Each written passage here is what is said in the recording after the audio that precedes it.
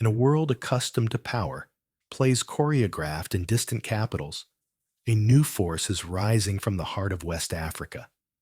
He is young, determined, and carries the hopes of a generation weary of old chains. This is the story of Captain Ibrahim Traoré, the man who became a symbol of change, not just for Burkina Faso, but for a continent yearning to write its own destiny. His journey, marked by bold defiance and a vision inspired by revolutionary history, is a testament to the enduring power of self-determination. Captain Ibrahim Traoré, at just 34 years old, was more than a soldier. He was a product of a nation that felt, to many of its people, like a land of broken promises. Burkina Faso, the land of incorruptible people, was rich in gold, yet its citizens saw little of that wealth. Instead, they witnessed a nation struggling, its security unraveling under the weight of extremist violence, its sovereignty seemingly conditional, its path dictated by a Paris an ocean away. Traoré, a man of quiet intensity, saw this every day. He saw the frustration in the eyes of his people, the plundered resources, and a government, led by Colonel Paul-Henri Damiba, that appeared more concerned with placating Western interests than protecting its own. The air in Ouagadougou, the capital, was thick with unspoken grievances. The legacy of Thomas Sankara, Africa's own Che Guevara, who had dreamed of a truly independent Burkina Faso before his assassination in a French-backed coup, loomed large, a painful reminder of what could have been, and a silent call to what could still be. For Traoré, this was not an abstract history lesson. It was the lived reality of a semi-sovereign nation. He believed his country, and indeed much of Africa, deserved more than the role of a resource depot for the global north. The stakes for him were immense. The very soul of his nation, the dignity of his people, and a future free from the shadows of neo-colonialism. The tipping point came in September 2022.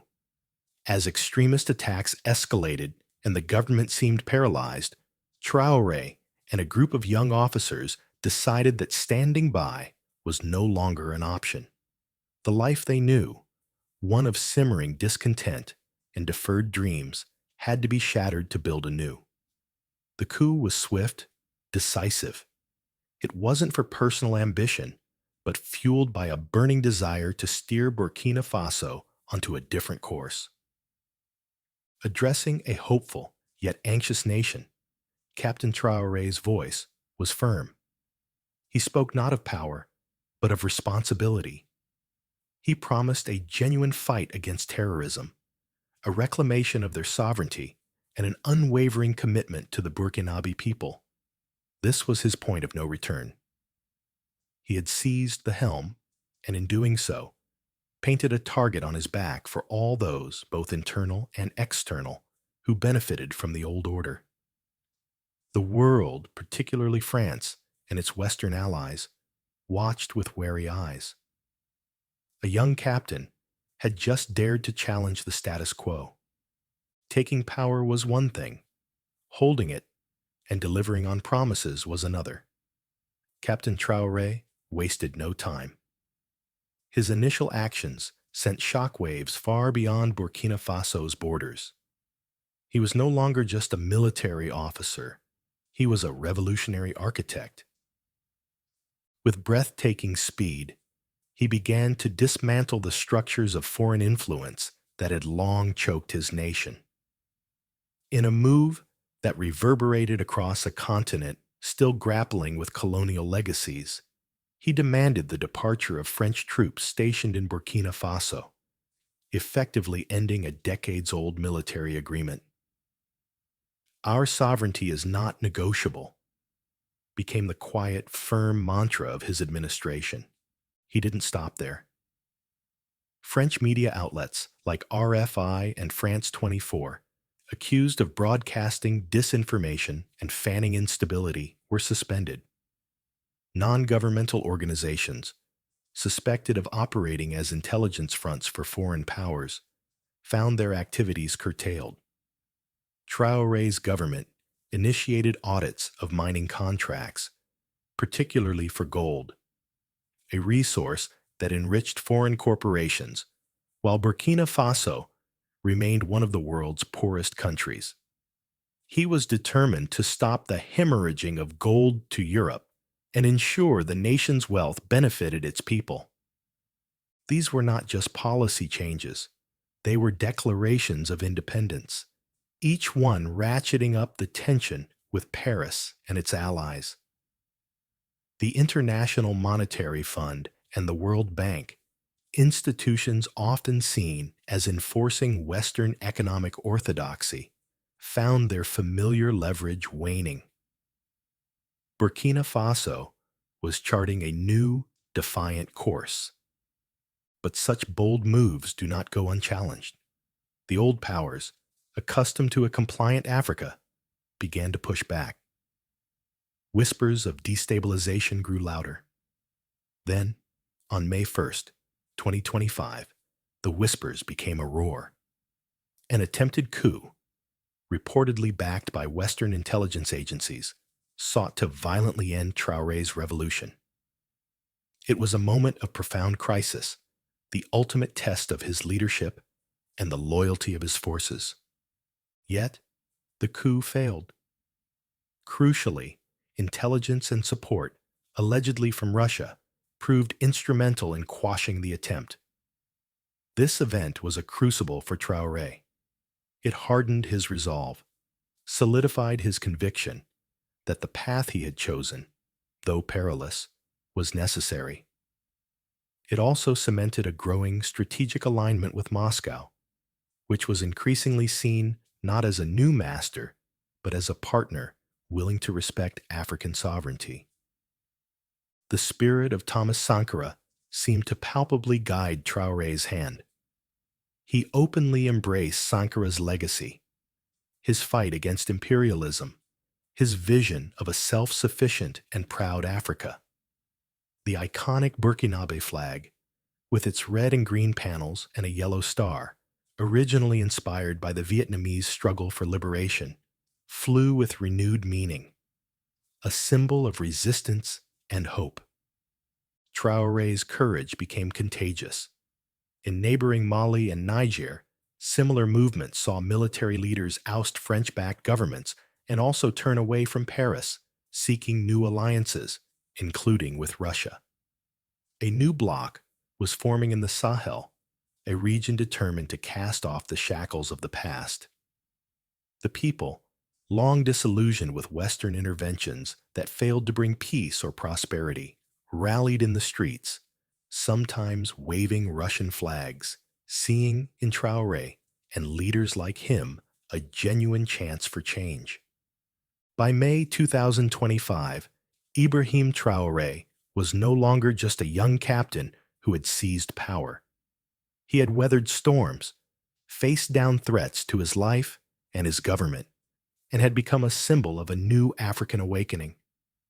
His leadership, forged in the fire of internal and external pressure, had matured. His youthful idealism was now tempered with the hard-won experience of a statesman navigating treacherous geopolitical waters, but his core conviction that Burkina Faso and Africa must determine its own destiny remained unshakable. The climax of this initial, tumultuous phase of his leadership arrived with an invitation to Moscow. On May 9, 2025, as Russia commemorated the 80th anniversary of its victory over Nazism, Captain Ibrahim Traoré stood on Red Square. His presence was more than symbolic. He was received with the honors befitting a strategic ally, flown in on an Il-96, escorted by 4 Su-57 fighter jets. His return journey was even more significant, aboard an Il-80, Russia's doomsday plane, with an escort of 7 Su-57s. This was a clear message to the world. Burkina Faso, under Traoré, was a sovereign nation with powerful friends. Dressed in military uniform, the Burkina Faso flag proudly displayed. That flag with its echoes of anti-colonial struggle from Vietnam to the Sahel.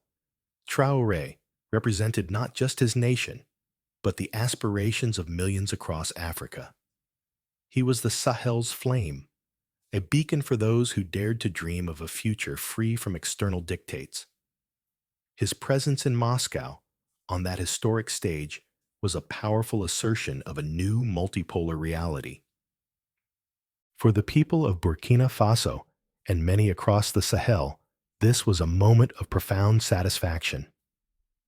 Their leader had stood tall, defied immense pressure, and was now being recognized as a key player in a changing global order. The path ahead remained challenging, filled with economic hurdles and the ever-present threat of those who wished to see his revolution fail. But a significant blow had been struck for self-determination. The new normal for Burkina Faso is one of assertive independence. The nation is mobilized, aware of the long struggle ahead, but imbued with a sense of purpose it hasn't felt in generations. Its alliance with Russia and its growing solidarity with neighboring Sahelian states offer a new framework for security and development, one that explicitly rejects the neo-colonial patterns of the past. Ibrahim Traoré's journey continues. He remains a torchbearer, illuminating a path fraught with difficulty, but bright with the promise of an Africa that cannot be bought. His story is a powerful reminder that the courage to challenge, the will to sacrifice, and an unwavering belief in one's people can indeed begin to reshape the destiny of nations. The fight for true sovereignty is long, but for Burkina Faso, under the light of this Sahel's flame, it has truly begun. What are your thoughts on Ibrahim Traoré's bold moves and the changing landscape in the Sahel? Share your opinions in the comments below.